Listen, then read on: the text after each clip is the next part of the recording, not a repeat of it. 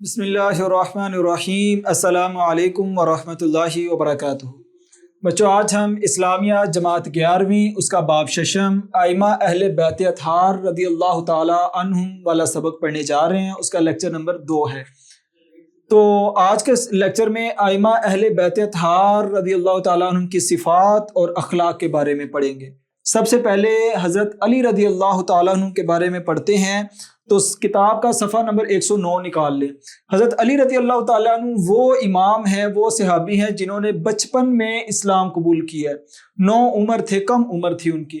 عشرہ مبشرہ میں آپ رضی اللہ تعالیٰ عنہ کا شمار ہوتا ہے۔ ایسے 10 صحابہ جنہیں اللہ کے رسول صلی اللہ علیہ وسلم نے دنیا میں ہی جنت کی بشارت دے دی۔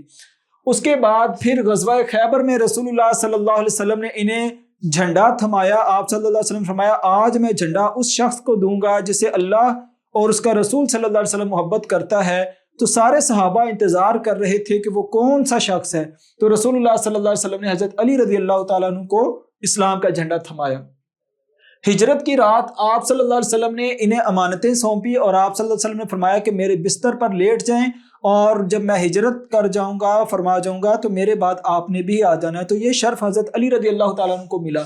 آپ صلی اللہ علیہ وسلم نے انہیں اپنا بھائی قرار دیا، جس طرح آپ صلی اللہ علیہ وسلم نے فرمایا کہ جس طرح موسیٰ علیہ السلام کے نزدیک ہارون علیہ السلام تھے تو وہ ان کے بھائی بھی تھے اور باقی بعد میں نبی بھی تھے۔ تو یاد رکھیں، آپ میرے بھائی تو ہیں لیکن میرے بعد نبی نہیں ہے۔ تو آپ صلی اللہ علیہ وسلم نے انہیں اپنا بھائی جو ہے وہ قرار دیا۔ اور حضرت علی رضی اللہ تعالیٰ عنہ فقر و فاقہ کے باوجود بہت زیادہ سخاوت کرتے تھے۔ تو یہ تھا کہہ لیں کہ صفات حضرت علی رضی اللہ تعالیٰ عنہ کی۔ امام حسن رضی اللہ تعالیٰ عنہ جنتی نوجوانوں کے سردار ہیں۔ آپ صلی اللہ علیہ وسلم نے فرمایا کہ میرا یہ بیٹا جنتی نوجوانوں کا سردار ہے، ہمیشہ عبادت الہی میں مشغول رہتے، طلوع آفتاب تک، یعنی فجر کی نماز پڑھنے کے بعد سورج نکلنے تک مصلی سے اٹھتے نہیں تھے، مصلی پر بیٹھ کر ہمیشہ عبادت کرتے تھے۔ 3 دفعہ انہوں نے اپنا مکمل مال جو ہے وہ صدقہ کر دیا اللہ کی راہ میں۔ زندگی کی جمع پونجی 1 دفعہ خرچ کی، اس کے بعد جو جمع ہوا دوسری مرتبہ، پھر تیسری مرتبہ۔ انہوں نے ایک شخص کو دیکھا، وہ اللہ تعالیٰ سے عبادت دعا کر رہا تھا، یا اللہ مجھے 10,000 درہم کی بہت زیادہ ضرورت ہے، جیسے مرضی مجھے دے دے۔ انہوں نے سن لیا، یہ گئے، انہوں نے 10,000 درہم کا انتظام کیا اور اس شخص کو آ کر چپکے سے دے دیا۔ تو یہ اتنا زیادہ صدقہ کیا کرتے تھے۔ اور اسی طرح انہوں نے خلافت سے دستبرداری، یعنی کہ خلافت سے دستبردار ہو گئے۔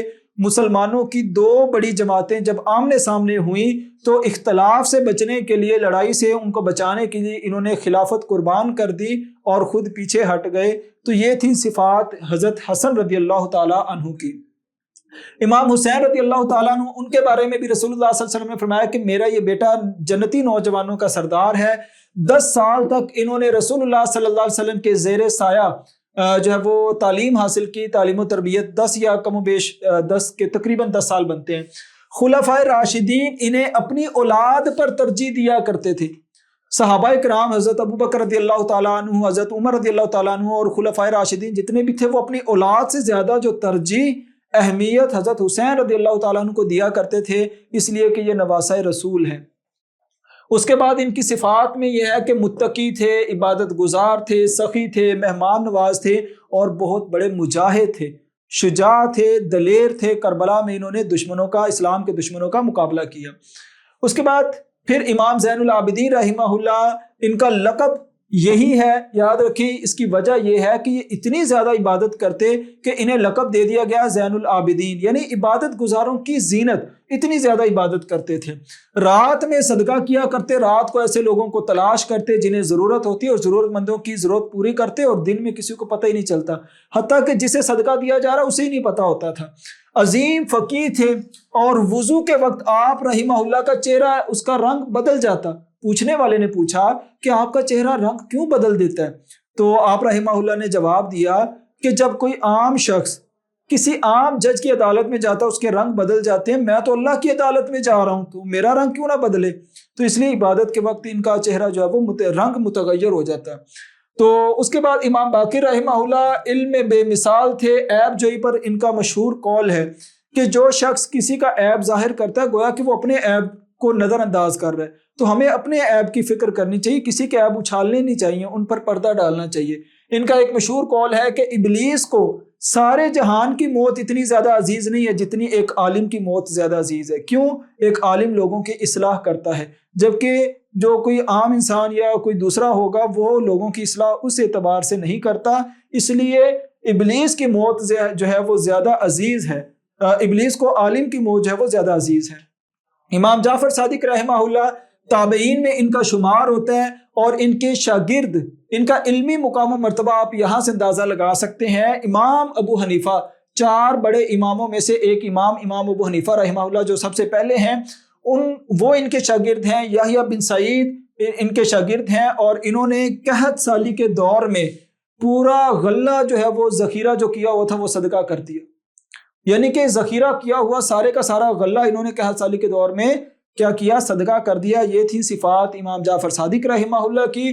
اس کے بعد امام موسیٰ کاظم رحمہ اللہ، ان کی صفات کیا ہیں کہ خوش مزاج تھے، رحم دل تھے، ہمیشہ زیادہ سے زیادہ صدقہ کرتے، اور کثرت تلاوت قرآن مجید، یعنی کہ قرآن مجید کی اکثر تلاوت کیا کرتے تھے۔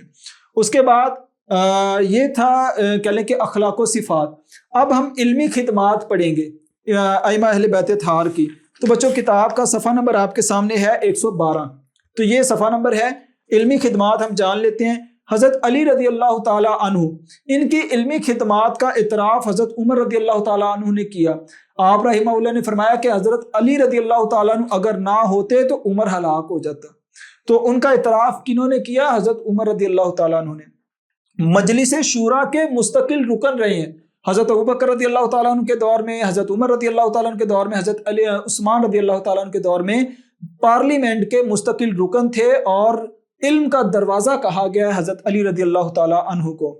اس کے بعد پھر امام زین العابدین رحمہ اللہ، انہوں نے 2 کتابیں لکھی، صحیفہ سجادیہ، رسالۃ الحقوق۔ یہ دعاؤں پر مشتمل کتاب ہے، اور رسالۃ الحقوق میں اللہ اور بندوں کے حقوق بتائے گئے ہیں۔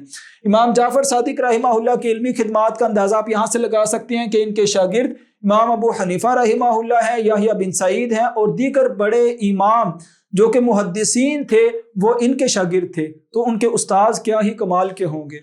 اس کے بعد امام علی رضا رحمہ اللہ محدث تھے، فقیہ تھے، ہزاروں کی تعداد میں ان کے فتاوی جات ہیں، اور مشکل مسائل کا حل جن علماء کے پاس، یعنی کہ جب کسی مسئلے کا حل کسی عالم کے پاس نہیں ہوتا تو اس مسئلے کا حل امام علی رضا رحمہ اللہ بتایا کرتے تھے۔ اس کے بعد امام نقی رحمہ اللہ ہیں، دہریت کا اور ملحدین کا انہوں نے مقابلہ کیا۔ عراق میں انہیں حکومت نے قید کر دیا، قید کی مشکلات انہوں نے برداشت کی، اور پھر دن کو روزہ رکھا کرتے اور رات کو اللہ کی عبادت کرتے۔ ان کی زندگی ایسے ہی گزری ہے۔ اس کے بعد امام حسن عسکری رحمہ اللہ، محدثین آپ سے روایت کرتے ہیں، اور امام ابو علی حسن خالد برقی رحمہ اللہ نے تفسیر اور حدیث پر ایک مکمل کتاب ان سے روایت کی ہے۔ تو بچوں یہ تھی صفات اور اخلاق کہہ لیں کہ ائمہ اہل بیت کی، اور اس کے بعد ان کی علمی خدمات میں نے آپ کے سامنے تحریر کر دی ہیں۔ تو یہاں پر یہ ہمارا سبق مکمل ہوتا ہے۔